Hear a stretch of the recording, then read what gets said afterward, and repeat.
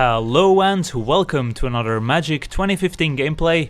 Today we are taking a look at the Artifliers deck, which is a combination of Esper artifacts together with the blue-white Flyers archetype, and that allows us to both play Ethereum Sculptor to make artifacts cheaper, as well as the Warden of Evo's Isle to make our Flyers cheaper.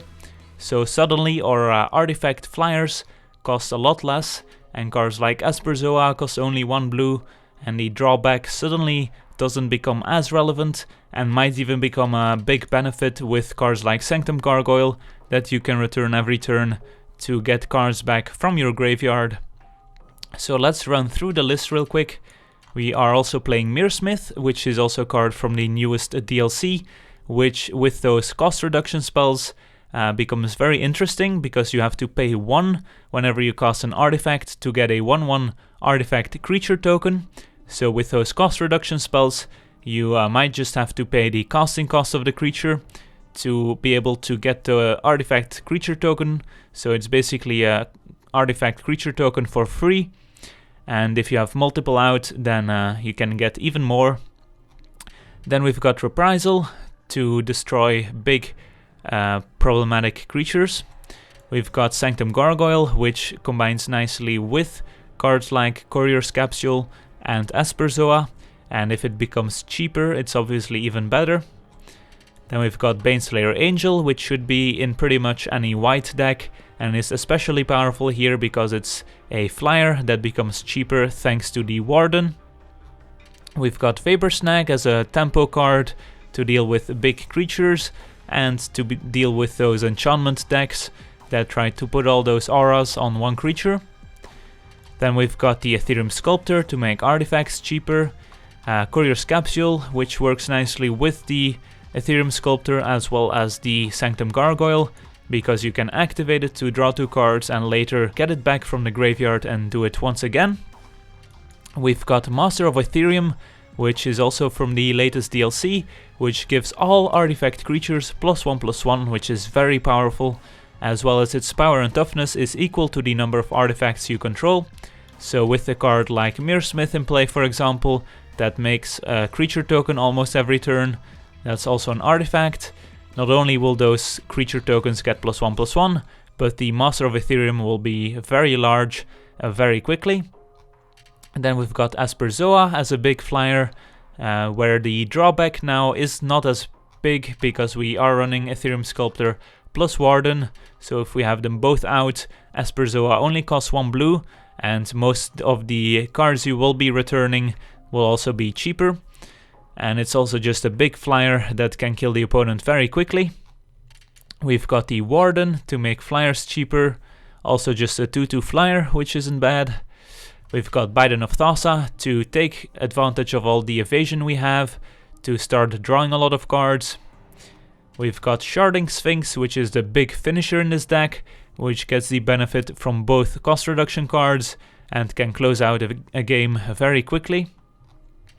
We've got a Darkseal Axe as a cheap card that we can return with Esper Zoa, as well as just the +2/+0 on a flying creature is basically gonna deal 2 additional damage every turn, because not a lot of decks can deal with evasive creatures. And then finally, Esper Cormorants, which is the worst version of the Tower Gargoyle, but because we are just in blue and white for mana consistency, we get to play with the Cormorants, which is still pretty good thanks to all those cost reduction cards. And then finally the mana base, we are running 3 Seaside Citadel and 3 Arcane Sanctum, could also just be Azorius Guildgate, and then Islands 9 and Plains 8. Alright, let's see how the deck does. Alright, let's take a look at our opening hand. We are on the play and we have a turn 2 Sculptor into turn 3 Master of Ethereum, and even have a Warden of Evo's Isle, so I think this is certainly keepable. Looking to draw at least a 3rd land, and hopefully a 2nd blue source for this Bident. Up against a green-white, so could be tokens, and a 2nd Ethereum Sculptor is not bad, but again we do need a 2nd blue source so we can perhaps play these on the same turn. which would be pretty sweet. But so far, happy with having one in play. Alright, opponent's gonna pause the turn, so very likely to have a raise the alarm end of turn here. Let's see. So I think we just play the Mirrorsmith here. And then next turn we can play Sculptor plus get a artifact token. And then once we have a better board state, we can just drop the Master and attack for lots of damage. Could also attack here. If the opponent plays Raise the Alarm to block, we can Vapor Snag one of the tokens to kill them both. Don't hate that either, but I kind of want to develop my board first. So I think I'll just play the Mirrorsmith and pause the turn, since I don't want to trade my Ethereum Sculptor for a Soldier token. And let's see if our opponent has the raise. Does not have it, alright. Good to know. And their opponent's playing red as well, and plays a Gutter Snipe, okay.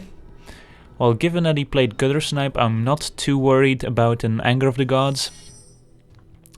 So yeah, let's go ahead and play our Ethereum Sculptor.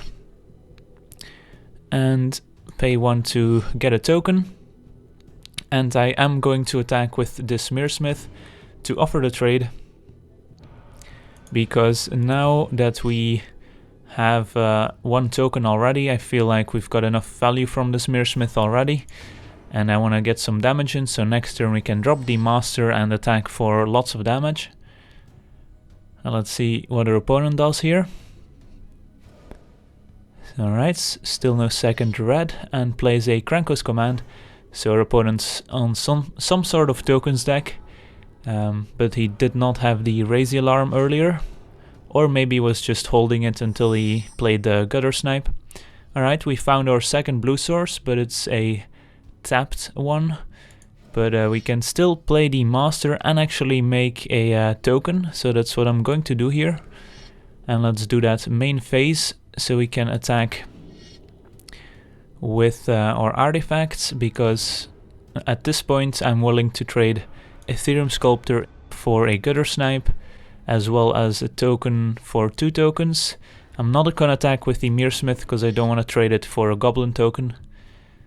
So opponent just takes it, takes 6 and goes down to 12 already. So we might have to maybe think about Anger, but in a token deck I don't think they will run Anger of the Gods.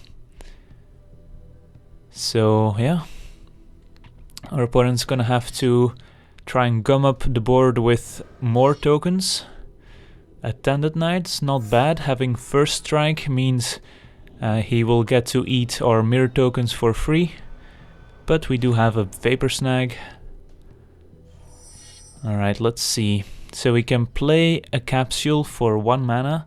We could also activate it to hope and find maybe an island so we can Vapor Snag. Alright, our opponent left. We could also play the Bidens, but that doesn't seem great given that we don't have any evasion in play. I think, let's see. Certainly gonna play the Curious Capsule main phase to pump the Master. And we can pay 1 to make a token, and then we still have the Vapor Snag. So let's see. I think we can attack with everyone. The question is, do we bounce this main phase or not? And I think we do.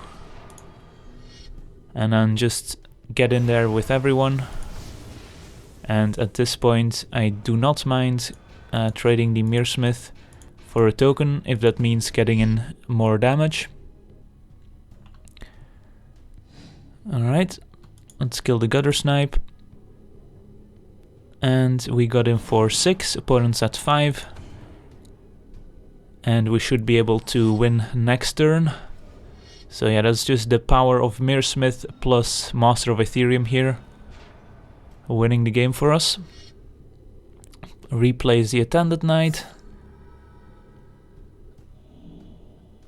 So this game we did not play any flyers, but that certainly can happen. And it's not really a problem, it's just how the game played out here. Let's see. So our opponent can survive this turn, so I think we can play... Let's go ahead and play the Warden, I think. So next turn we can play a Warden and Asperzoa in the same turn. No real need to play main phase, but now that we're playing against the AI, I don't think it matters. And just sending in everyone. Opponent has to block, gets one profitable trade here, but has to chump everyone else.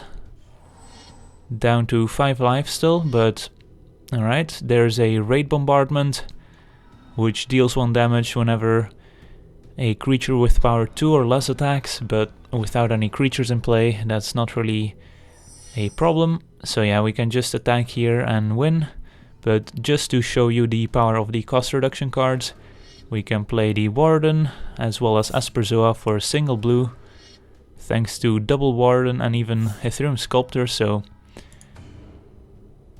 Alright, let's go ahead and attack. Alright, so the Artifact tokens superior over the Naya tokens this game. So let's move on to the next game. Alright, let's take a look at our opener, which seems solid. We have a turn 2 Mirrorsmith into turn 3 Sculptor, make a token, and then have a Sanctum Gargoyle to follow it up, plus Asperzoa, so that makes it even better. So I am going to lead with the Mirrorsmith, even though we could go turn 2 Sculptor into turn 3 either Asperzoa or Gargoyle. I think just playing the Mirrorsmith first to get that additional token when we play the Sculptor is worth it. And that token might also come in handy with Asperzoa. So let's go ahead and play the Mirrorsmith.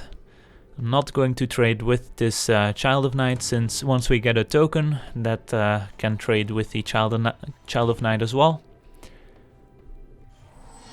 Okay, opponent black-green so far. Black, green, red, so Jund. Child of Night, not the most impressive 2-drop, but it's going to do some damage here, as we're not going to block. Gain the opponent 2 life as well. Is this a Cultivate? Nope, just passing over the turn. If the opponent has removal, he should have played it, because now we get a token. Tribute to Hunger, sure. So we will lose the Mirrorsmith, but we should still get the token here if we want to. So had the opponent just play the Tribute, then we would not have this token right now. Okay, so next turn we unfortunately can't get back the Mirrorsmith with the Sanctum Gargoyle because it's not an artifact. But we can get back the Asperzoa at some point, or the Sculptor should our opponent kill it. Huh, interesting. So we could, if we want to, block with the Ethereum Sculptor and get it back next turn with the Gargoyle. I actually don't hate that. Yeah, I think I'll do it. Undying Evil, okay, that's fine. So now we'll get a 3-2, and we still lose the Sculptor, but our opponent likely used his entire turn. So let's go ahead and play the Gargoyle, get back Sculptor, and pause the turn. Now if the opponent attacks, I don't think I block with the Gargoyle, because I want to have the Gargoyle in play for the Asperzoa. So we can get that loop going. So let's see here what the opponent has. Fifth land, I mean. Another gate. Attacking for 3. Not gonna block. And let's see if he has a follow-up. Maybe he has a removal spell. Interesting. So we could play the Ethereum Sculptor plus the Cormorants, which I think is what we'll do here. But let's attack first. Could also play the Asperzoa.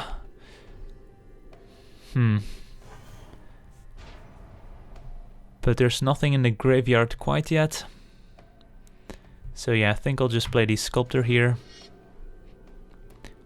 And then play the Cormorants. And pause the turn. So now we have a pretty large army. It is susceptible to an Anger of the Gods, unfortunately. So we have to think about that. Alright, so if the opponent attacks here, do we block? I think we do.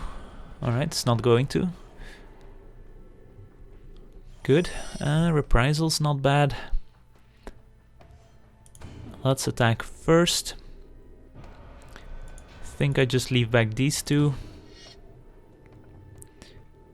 Now, do we play Asperzoa into a possible Anger of the Gods is a question.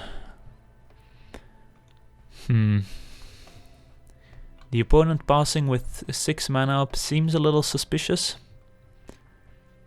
So I think I will just pause a turn here. Because we are ahead on board. So we don't really have to commit the Asperzoa here. And we still have Reprisal up for a big creature. Alright, Rakish Air.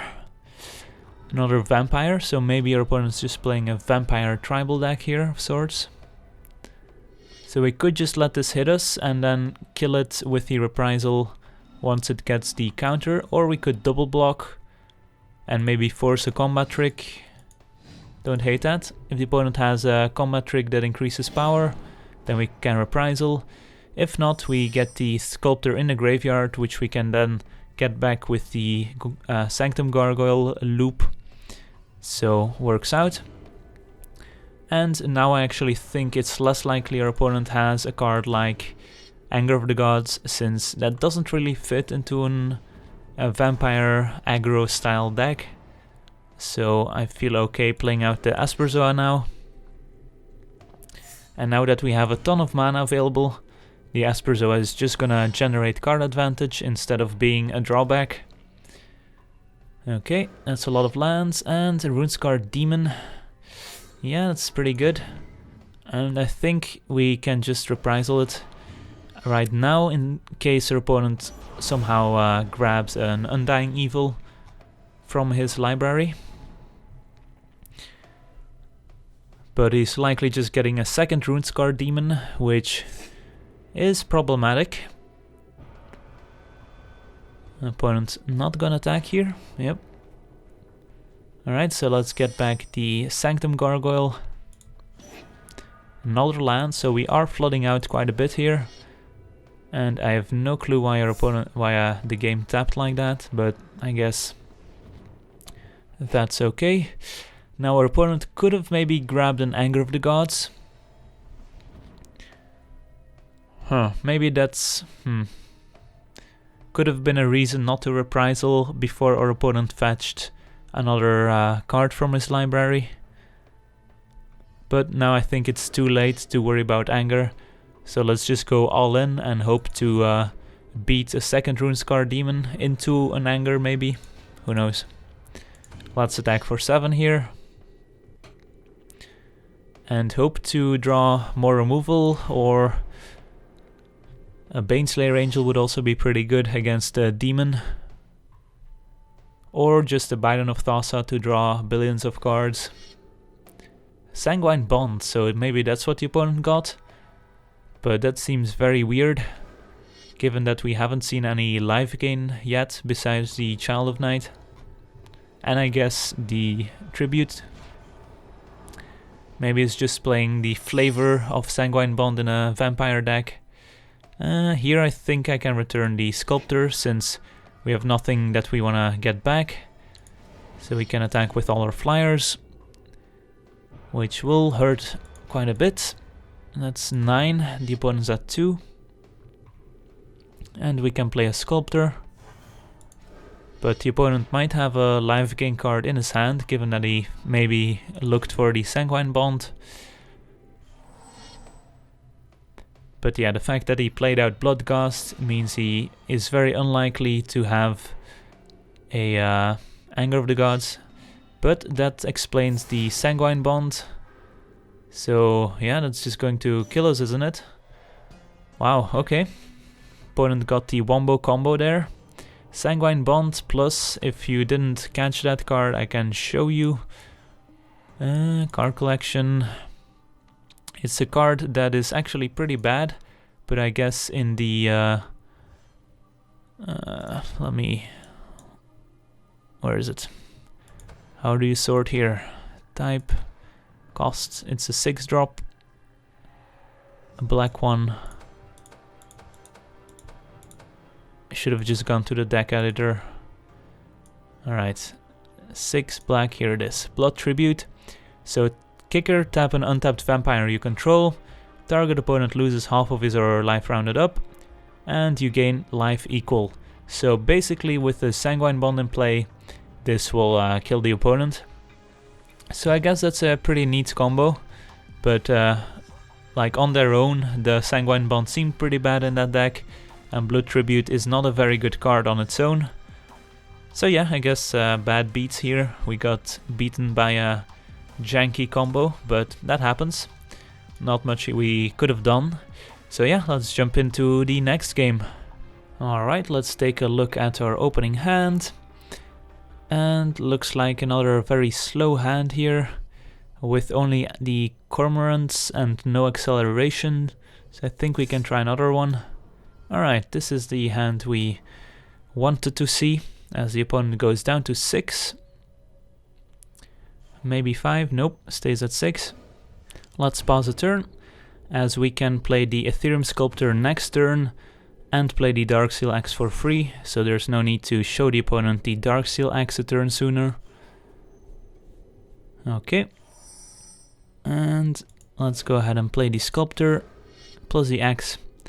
Maybe a reason to play out the Axe on turn 1 there is if we draw a the Mirror Generator, because then we want to play the Mirror Generator before the Ethereum Sculptor to get the extra token. But then we maybe want to keep the Darksteel Axe in hand anyways to get the extra token when we play the Darksteel Axe. So I don't know. Seems like a very corner case, but maybe something worth thinking about. As we just play the Warden here, since we're not getting any benefit from the Gargoyle, and they do the same amount of damage. And now we get another cost reduction card in play. So next turn we can actually just, if we draw an untapped land, play both Gargoyles. There we go. Or we can play one and equip. I kind of like just playing out 2 Gargoyles here and equip next turn. Sure, we're not getting any value from these Gargoyles, but they're just 2 power flyers which can win games on their own. So we got off to a pretty fast start here. The ideal curve. Sculptor into Warden into 2 Gargoyles. If these were Cormorants, they would have been a bit better. And maybe you can throw a second Ethereum Sculptor in the mix to make it even faster, but I'm not complaining. Alright, opponent has his own Warden of Evo's Isle. But he did miss a land drop already. Alright, there's a Mirrorsmith, which could have been a reason to keep some of our artifacts in hand, like the Darksteel Axe for instance. So, might have been a mistake, but at least now we get to play it and equip, which otherwise we would not have been able to. And I think we equip one of our 2/3s, since our opponent might trade with this guy if we equip him. So let's attack with everyone except for this guy. And Asperzoa would be an excellent draw here, since it both enables the Sanctum Gargoyle as well as the Mirrorsmith. Opponent's gonna take 6 down to 10, trade his Warden, but we still have 2 flyers left. And the Chasm Skulker is not a big problem if we have a Mirrorsmith generating tokens. Opponent's gonna play Darksteel Ingot. Alright, so could have a bounce spell here. It's not gonna attack. Another land. So let's just send in our gargoyles. If our opponent has a bounce spell, then at least we get to replay the gargoyle for this turn and also get a token out of it. Doesn't look like it. And I think there's no reason to play this land. Or maybe there is if we draw into a capsule and we want to play a land that we draw from the capsule to play more stuff. So maybe playing the land here is worth it. But it does reveal that we aren't holding anything to the opponent. But yeah, it looks like unless his his last cards is a bounce spell to return this, looks like we're gonna be able to attack with everyone next turn, or even just our flyers, and win the game.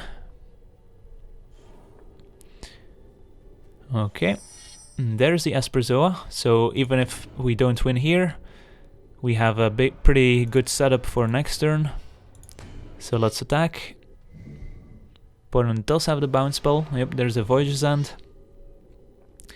On the bigger one, opponent still takes 2. And we can play out, let's see, Esperzoa. We can play Esperzoa, make a token, and Sanctum Gargoyle, don't make a token. Yeah. Sounds good.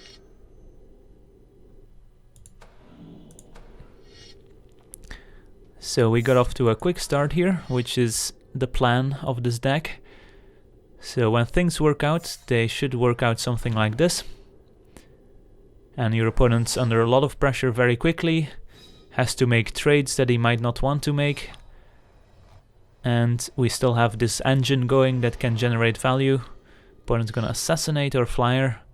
Has to have another bounce spell, but with 2 flyers, looks like we're gonna be able to win anyways. This is the typical desperation attack. So yeah, no need to block.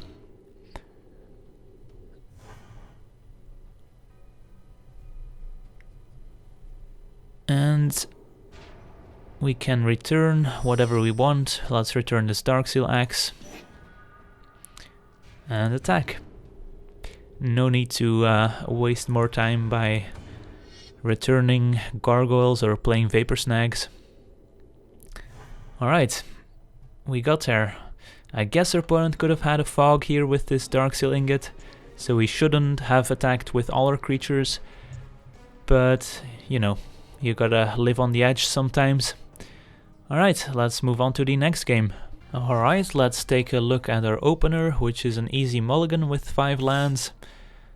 And this is keepable. Not great, but can do the job.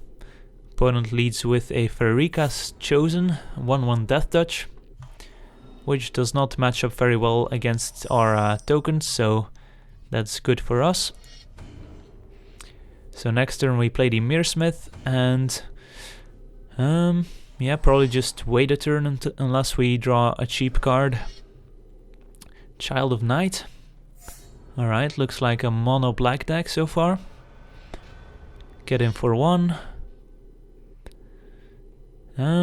We could trade the Mirrorsmith with the Child of Night if we want to.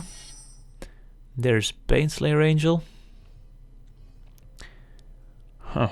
So let's see.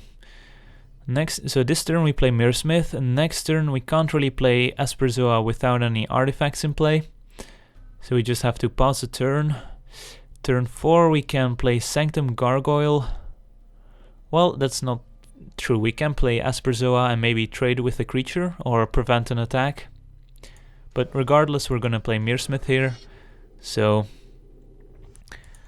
I think we might actually want to block the Child of Night, since our 3, 4, and 5 turns are pretty well set up already, and we don't want to keep getting hit for 2. So I think we can win the late game with Baneslayer Angel, so trading here seems fine. If the opponent has a trick, that's also fine. And the 1/1 Death Touch is not a problem since we have all flyers anyways. Opponent did not have a play there, but could have a tribute to hunger, so the edict that forces us to sacrifice a creature. And we did draw a Warden of Evo's Isle, which we can play here. There's also the argument of playing the tapped land here, so we can play our 4-drop for sure, but we're not getting any value from the Gargoyle. So I think just playing the Warden, hoping it survives, so next turn we get the cost reduction to play the Gargoyle or the Esperzoa, or maybe even the Baneslayer if we draw an untapped land is worth it. Opponent did not have a Tribute to Hunger, so there's still hope. Could also have sorcery speed removal. Looks like another Child of Night. The Chosen gets in for 1, that's totally fine. Hoping for no removal here, alright. Mission accomplished, and we drew a Cormorant, which I think is better than playing either the Gargoyle, the Bident, which we can't even play, or the Esperzoa. So yeah, let's just play this out before our opponent changes his mind and kills the Warden, and we'll attack for 2. Now we also have a blocker for the Child of Night, and next turn we get to play Baneslayer Angel, which is nice. And we can also start drawing some cards with our Bident. So all is good so far. Interesting that our opponent's mono black. Deadweight is gonna take out the Warden, so must have been a draw for this turn, and a Tribute. So can't really understand why our opponent didn't play the Tribute last turn, or the Deadweight for that matter. I guess we'll never find out. Maybe he wanted to gain more life with the Tribute by killing our small creature and letting us sack the bigger one, but seems like a pretty bad reason. So let's just play the Gargoyle, get back the Cormorants, which is not an easy word to pronounce the first time around. And let's pass the turn. We have a blocker yet again for the Child. And next turn, unless we draw an untapped land for the Baneslayer Angel, we can just replay the Cormorants. This guy is not a problem, so opponent's likely just gonna attack with this Chosen. And on our turn we can decide if we want to attack or not. Probably not. Alright, Mearsmith, not bad, but we want to draw more lands. It's not time for the Esperzoa quite yet, so let's just play the Cormorants, and I guess we attack. It's bad if the opponent has another removal spell though. Maybe we just pause one more turn to make sure that we're stable, and then start attacking, because the 1 or 2 points of extra damage we take here might come back to bite us later. And with the opponent on 25, it's not like we're just gonna race him here, so we just have to stabilize first. We can take 1 here, however, and yeah, hope to get a Baneslayer online. Opponent played a Quest for the Gravelord, so if 3 creatures dies, he gets a 5/5. No other play. And there's a Master of Ethereum, which is pretty good. Let's see. We could just play a Biden attack, but then we get hit pretty hard on the way back.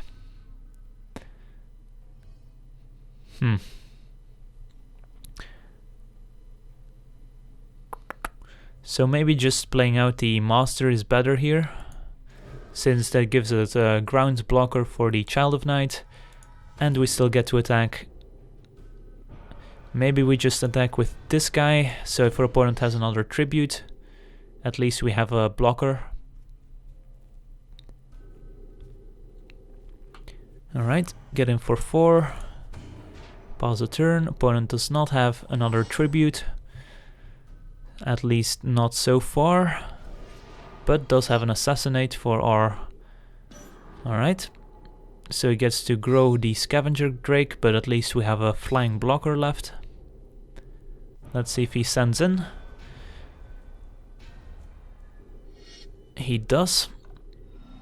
So yeah, he just wants to enable his quest, but we still have a reprisal to deal with that, so that's not really a problem.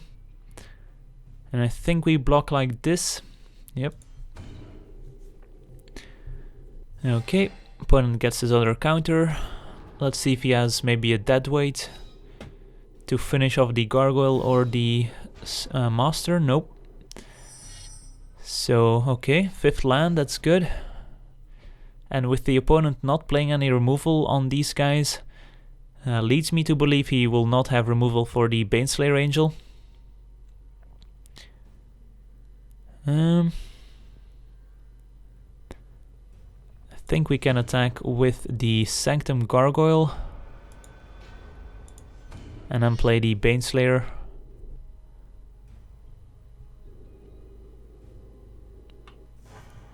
So we can start gaining some life back. And hope our opponent does not kill it here.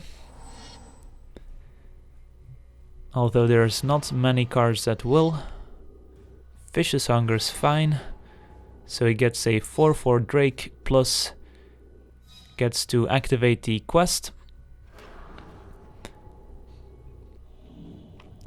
Okay, is he gonna attack? He's got another Chosen, but that's not a problem. And the Drake is not a problem either. So yeah. Well, this guy has first strike, so I will be happy to block. Does grow his Scavenger Drake, but we still have a reprisal. So we have to choose. Either we kill the Scavenger Drake or the token, but given that the token cannot grow further, it's probably worth reprisaling the Scavenger Drake, but the second reprisal just means we get to do both. So let's see, we can play the Bident. We could play the Bident, attack with the Angel, hope to draw land, but no, that seems way too greedy. Yeah, I think just reprisaling both seems like the play here. Let's not get too fancy.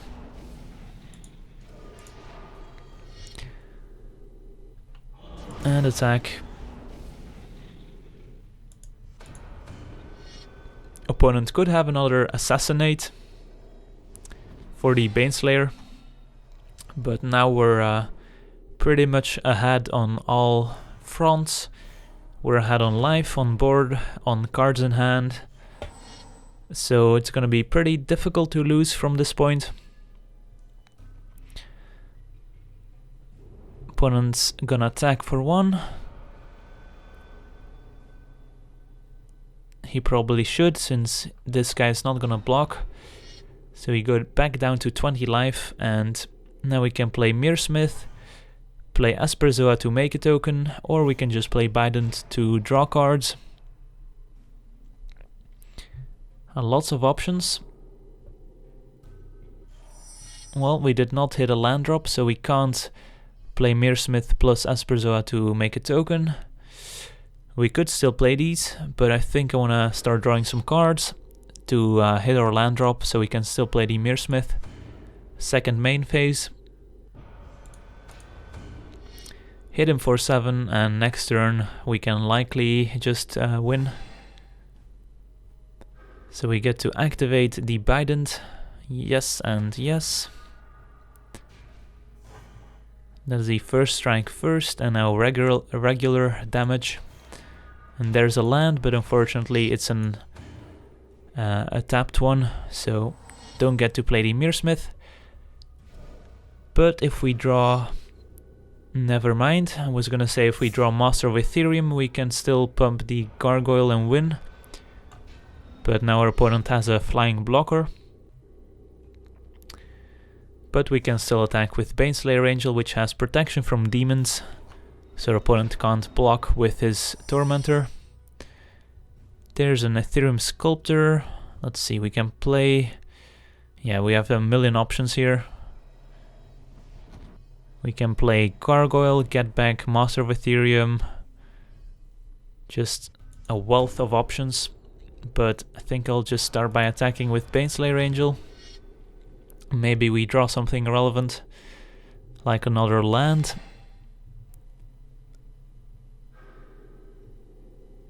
And yes sir, another Mirrorsmith. Alright, I think I'll just go for the Gargoyle, get back Master, play Ethereum Sculptor. Should have played the Sculptor first, but it's not gonna matter here, since we did not have a follow-up. Could have also played Mirrorsmith, but at this point it's not going to matter.